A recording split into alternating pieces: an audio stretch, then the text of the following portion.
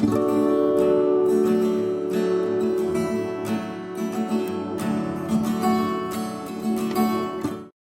everyone, it's Danny. Welcome back to my channel. I'm back today with another layout for the Confessions of a Paper Addict design team. I'm using this stunning carousel cut file which came out just this week, and I'm going to be scrapping these photos of me and my son on the carousel at SeaWorld, and they're not the best photos, so I have printed them quite small. I would have printed them in black and white, but you know, they're carousel photos, so I kind of wanted them to be in color. So they're not the best photos, but the beauty of a cut file like this is it really helps to lift a page where the photos are not the best quality. They were taken at a distance. Obviously, we were moving. My husband took them on his phone while we were, you know, going around, and he was quite a fair way off. So yeah, I still wanted to scrap them because you can still see his beautiful smile, and it was a lovely memory. So of course I still want to record that memory. So I'm going to back the whole cut file. It did take me a while. It's pretty detailed, but it's so worth it. By the time it is finished, it is absolutely stunning. So what I have here is some gold glitter paper, and I'm going to use this to back quite a few of the accents in the cut file. So I'm going to go through and back all those stripes on the center pole. I'm going to back the poles that the carousel horses are on, and quite a few details in the top and bottom. I think I do the flag, and you'll see in a minute anyway when I skip through. And then I back the whole cut file. For the rest of it, I mostly use that Mimosa Sunday 6x6 paper pad from Rosie Studio that you can see sitting to the left there. So I have pulled out one of my homemade kits. It's got quite a bit of the Mimosa Sunday collection in it, and as you can see, I've used the Maggie Holmes Carousel paper pad as well. So there we go. Actually, I think I use more of the carousel than I do of that 6x6 paper pad. Now that I'm looking at it again, I can see a lot of those papers are actually from the carousel collection.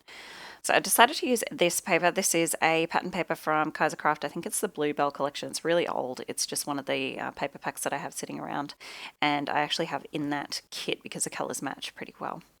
So I thought that would be perfect because it is a light blue, you know, kind of feels like sky. I'm just going through now and trimming down my photos. They were just a little bit too big. I've got a lot going on this layout, obviously, with the large cut file, so I really needed those photos a little bit smaller, and I had a lot of background in them still, so I've just cut all that out. So now I'm trying to find a place on this cut file where I can put my photos where they're not going to cover up too much of the beautiful cut file because it's just too stunning to cover up, but where they're not going to be just sort of floating off in the middle of nowhere either. So I've sliced that cut file. You can see I sliced the front of that front horse's face. So I just sliced it off the background. That sounds awful. I sliced his face. But I just sliced around the edge of his face so that you'll see in a minute. I'll tuck my photo behind there and then pop that horse's head up as well on a little bit of foam so it looks like he's more three-dimensional. So that's pretty much where my photos are going to go, just like that. I think that looks really cool. So now I'm adding just one more paper layer. I backed both my photos in white because I cut off that white border when I trimmed them down. And now I'm going to go in and back this one with this red paper from Maggie Holmes Carousel, and then I can't remember exactly which color I backed the other photo with, but I do back the other photo as well with pattern paper. Now that photo I'm going to tuck underneath that light garland, and I'm going to tuck the horse's hoof sort of around the front of the photo as well, and then that second photo I've just tucked in behind that little horse there, and I've just popped his head up on a foam square. So now that helps make it look really three-dimensional and really cool. I really like that. So I'm just sticking my photos to the cut file here. I'm not sticking them to the background paper just yet. Just making sure these don't move because I have them where I like them now. And now I'm going through the carousel paper pad again, and I've pulled this one out. I thought this would be cool for the ground, I suppose. I really like the scallops, so I'm going to fussy cut some of these out and layer them up. Now, when I sent the photo of this layout to my friend, she commented that, oh, it's water. And I realize now that it kind of looked like water. That wasn't my intention. I kind of just wanted it to look like, I don't know, I thought of rolling hills, but obviously it's blue. When I look at it now, it does look like water, which is fine because we were at SeaWorld, so there was a lot of water around, just not underneath the carousel. But looking at it in hindsight, it would have been cool if I'd sort of tucked the bottom of the carousel in amongst the layers, but I didn't think to do that. So anyway, it still looks really cool once I've finished. So I'm just going ahead and gluing this section down, and that is just totally flat. I've just cut the top, fussy cut the top edge out, and now I'm going to come in with some more of those scallops and sort of layer them all up, and then I will come through and bend the edges up like that so they provide shadow and layers, and it looks 3D. I really like the effect. So I think I do a total of 3 layers on each side. There we go. Just cut out some of the fuss cutting so you don't have to watch me do all of that. Okay, and just bend up the edges just like that. So I'm overlapping them exactly how they are on the pattern, so that helps to really blend in and look more natural. Now that that is done, I'm just going to trim off the parts that are hanging off the edge of the paper.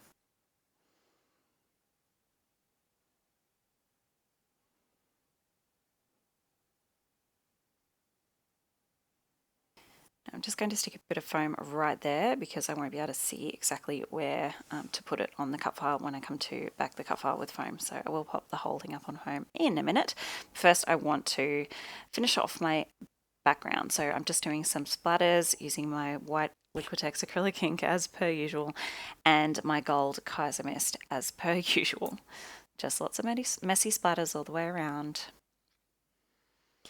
And now it is the next day. That has all dried, and my cut file, there you go, just a quick close up. So I'm going to go ahead with some rhinestones and fill in.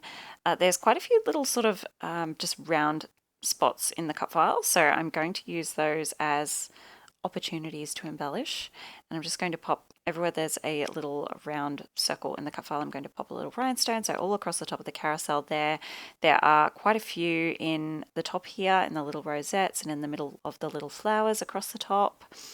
And there's also that string of lights that kind of floats all the way across the center of the carousel. So as you can see here, I'm just going through. I'm using some teeny tiny rhinestones in red, blue, pink, gold, maybe gold, and another color. I'm sure there's another color.